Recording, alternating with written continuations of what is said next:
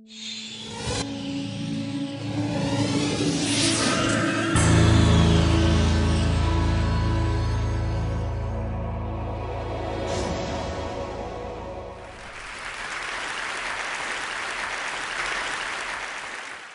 morning. How are you? It's been great, hasn't it?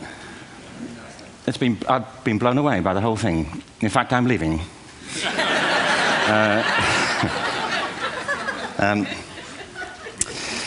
There have been three themes, haven't there, running through the conference, which are relevant to what I want to talk about. One is the extraordinary evidence of human creativity in all of the presentations that we've had and in all the people here.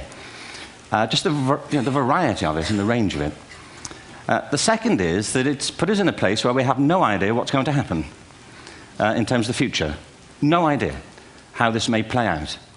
I have an interest in education. Actually, what I find is everybody has an interest in education. Don't you? I find this very interesting. If you're at a dinner party and you say you work in education, actually, you're not often at dinner parties, frankly, if you work in education, you're not asked, you know, and you're never asked back, curiously. That's I think that strikes me. But if you are, and you say to somebody, they say, what do you do? And you say, you work in education, you can see the blood run from their face. They think, oh my God, you know, why me? It's my one night out all week. But if you ask people about their education, they pin you to the wall. Because it's one of those things that goes deep with people. Am I right? Like religion and money and other things. So I have a big interest in education, and I think we all do. We have a huge vested interest in it, partly because it's education that's meant to take us into this future that we can't grasp. If you think of it, children starting school this year will be retiring in 2065. Nobody has a clue, despite all the expertise that's been on parade for the past 4 days, what the world will look like in 5 years' time. And yet we're meant to be educating them for it. So the unpredictability, I think, is extraordinary. And the third part of this is that we've all agreed, nonetheless, on the really extraordinary capacities that children have, their capacities for innovation. I mean, Serena last night was a marvel, wasn't she? Just seeing what she could do. And she's exceptional, but I think she's not, so to speak, exceptional in the whole of childhood. What you have there is a person of extraordinary dedication who found a talent. And my contention is all kids have tremendous talents, and we squander them pretty ruthlessly. So I want to talk about education, and I want to talk about creativity. My contention is that creativity now is as important in education as literacy, and we should treat it with the same status. Thank you.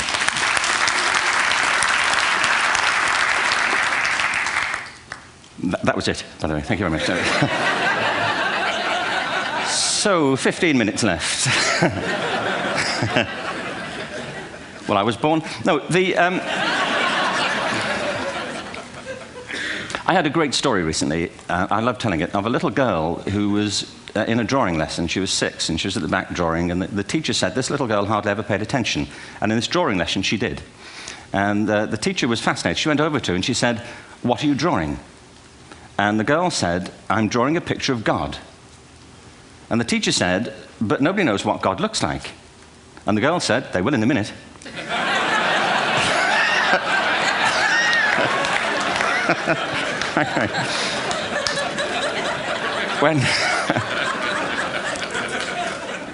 When my son was 4 in England, actually he was 4 everywhere, to be honest. I mean,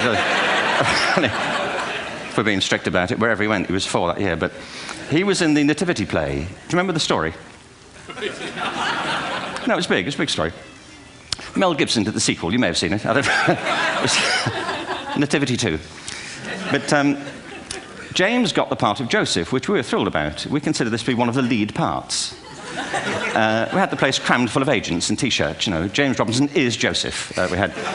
He didn't have to speak, but do you know the bit where the 3 kings come in? They come in bearing gifts, and they bring gold, frankincense, and myrrh. This really happened. We're sitting there, and they, I think, just went out of sequence. Because we talked to the little boy afterwards and said, you know, are you okay with that? And they said, yeah, why was that wrong? They just switched. I think that was it. Anyway, the three boys came in, little 4-year-olds with tea towels on their heads, and they put these boxes down. The first boy said, "I bring you gold." And the second boy said, "I bring you mare." And the third boy said, "Frank sent this."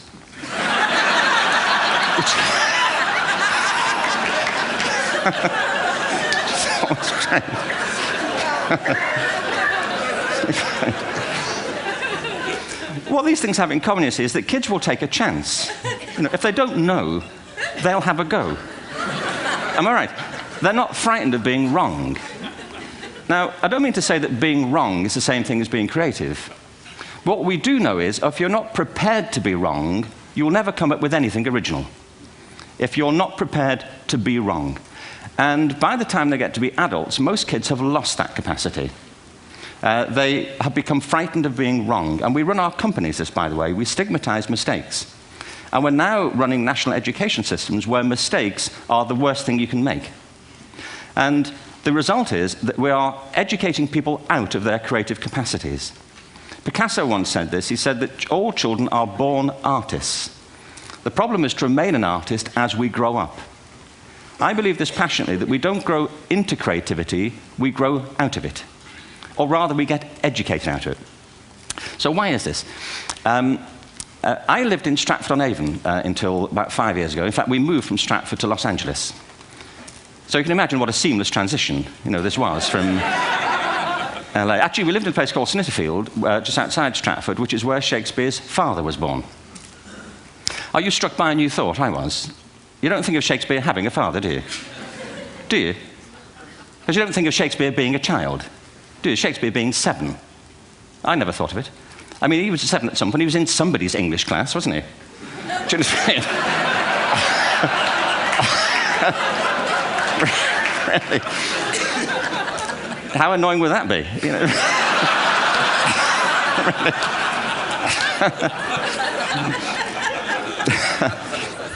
Must try harder. Being sent to bed by his dad to Shakespeare. Go to bed now, to William Shakespeare, and put the pencil down, and stop speaking like that. It's confusing everybody.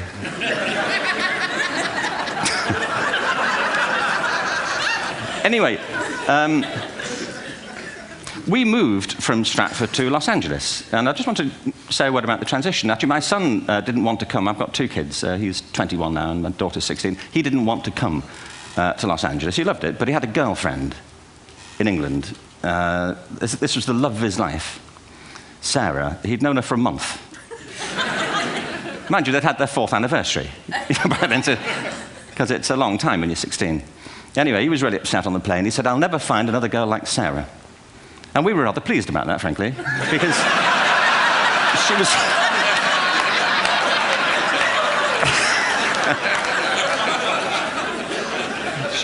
she was the main reason we were leaving the country.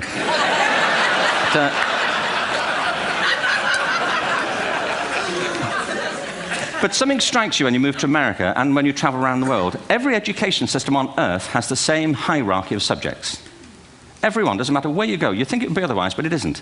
At the top are mathematics and languages, then the humanities, and at the bottom are the arts, everywhere on Earth. And in pretty much every system, too, there's a hierarchy within the arts. Art and music are normally given a higher status in schools than drama and dance. There isn't an education system on the planet that teaches dance every day to children the way we teach them mathematics. Why? Why not? I think this is rather important. I think maths is very important, but so is dance. Children dance all the time if they're allowed to. We all do. We all have bodies, don't we? Did I miss a meeting? I think... Truthfully, what happens is, as children grow up, we start to educate them progressively from the waist up. And then we focus on their heads, and slightly to one side. If you were to visit education as an alien and say, what's it for, public education, I think you'd have to conclude, if you look at the output, who really succeeds by this? Who does everything they should? Who gets all the brownie points? Who are the winners? I think you'd have to conclude the whole purpose of public education throughout the world is to produce university professors. Isn't it? They're the people who come out the top. And I used to be one. So there. But And I like university professors, but, you know, we shouldn't hold them up as the high watermark of all human achievement. They're just a form of life. You know, another form of life. But they're rather curious, and I say this out of affection for them. There's something curious about professors. In my experience, not all of them, but typically, they live in their heads. They live up there, and slightly to one side.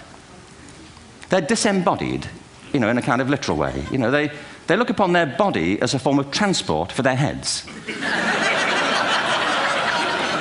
You know, it's...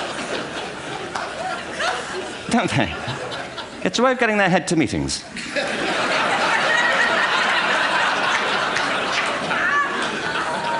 If you want real evidence of out-of-body experiences, by the way, get yourself along to a residential conference for senior academics and pop into the discotheque on the final night. And there you will see it. Grown men and women writhing uncontrollably off the beat. Waiting to end so they can go home and write a paper about it. Now, our education system is predicated on the idea of academic ability. And there's a reason. The whole system was invented around the world. There were no public systems of education really before the 19th century. They all came into being to meet the needs of industrialism. So the hierarchy is rooted on two ideas. Number one, that the most useful subjects for work are at the top. So you were probably steered benignly away from things at school when you were a kid, things you liked, on the grounds you would never get a job doing that. Is that right? Don't do music, you're not going to be a musician. Don't do art, you won't be an artist. Benign advice. Now, profoundly mistaken. The whole world is engulfed in a revolution. And the second is academic ability, which has really come to dominate our view of intelligence because the universities designed the system in their image. If you think of it, the whole system of public education around the world is a protracted process of university entrance. And the consequence is that many highly talented, brilliant, creative people think they're not, because the thing they were good at school wasn't valued or was actually stigmatized. And I think we can't afford to go on that way. In the next 30 years, according to UNESCO, more people worldwide will be graduating through education than since the beginning of history. More people. And it's the combination of all the things we've talked about, technology and its transformational effect on work, and demography and the huge explosion in population. Suddenly, degrees aren't worth anything. Isn't that true? When I was a student, if you had a degree, you had a job. If you didn't have a job, it's because you didn't want one. And I didn't want one, frankly. So, but now, kids with degrees are often heading home to carry on playing video games. Because you need an MA, where the previous job required a BA, and now you need a PhD for the other. It's a process of academic inflation, and it indicates the whole structure of education is shifting beneath our feet. We need to radically rethink our view of intelligence. We know three things about intelligence. One, it's diverse. We think about the world in all the ways that we experience it. We think visually, we think in sound, we think kinesthetically, we think in abstract terms, we think in movement. Secondly, intelligence is dynamic. If you look at the interactions of a human brain, as we heard yesterday from a number of presentations, intelligence is wonderfully interactive. The brain isn't divided into compartments. In fact, creativity, which I define as the process of having original ideas that have value, more often than not, comes about through the interaction of different disciplinary ways of seeing things. The brain is intentionally, by the way, there's a shaft of nerves that joins the two halves of the brain called the corpus callosum. It's thicker in women. Following on from Helen yesterday, I think this is probably why women are better at multitasking. Because you are.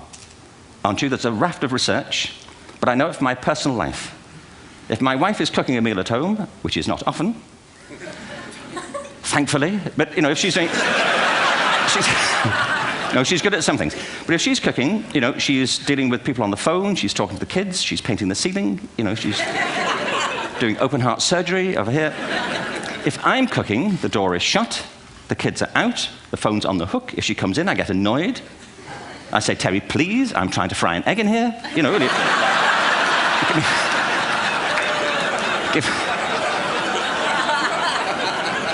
Give me a break. Actually, there was, do you know that old philosophical thing? If a tree falls in a forest and nobody hears it, did it happen? Remember that old chestnut? I saw a great T-shirt, really, recently, which said, if a man speaks his mind in a forest and no woman hears him, is he still wrong?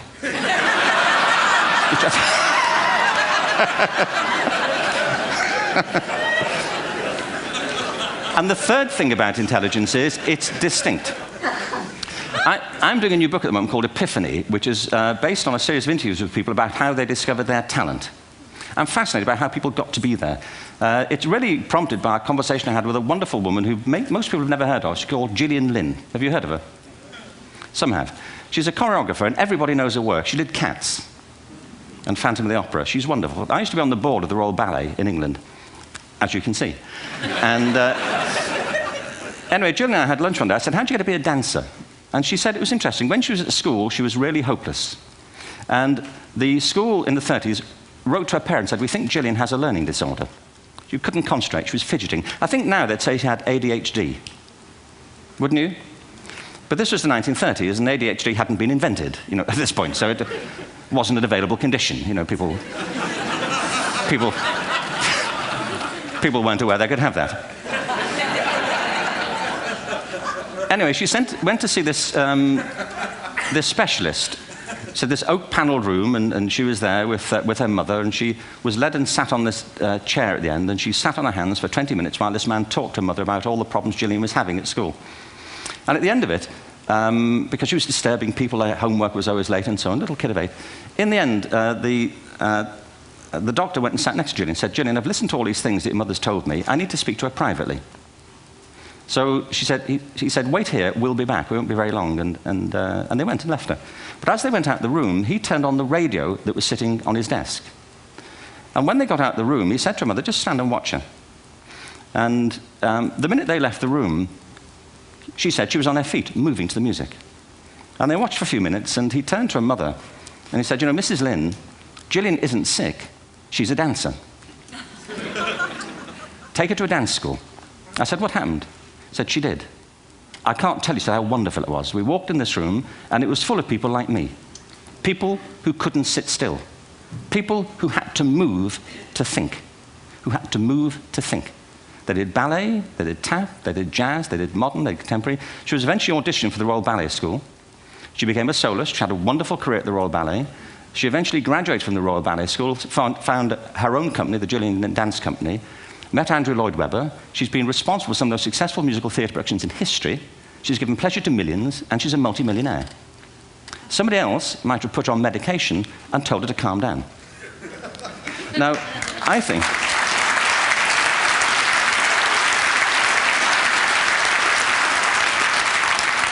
What I think it comes to is this. Al Gore spoke the other night about ecology and the revolution that was triggered by Rachel Carson. I believe our only hope for the future is to adopt a new conception of human ecology, one in which we start to reconstitute our conception of the richness of human capacity. Our education system has mined our minds in the way that we've strip-mined the earth for a particular commodity, and for the future, it won't serve us. We have to rethink the fundamental principles on which we're educating our children.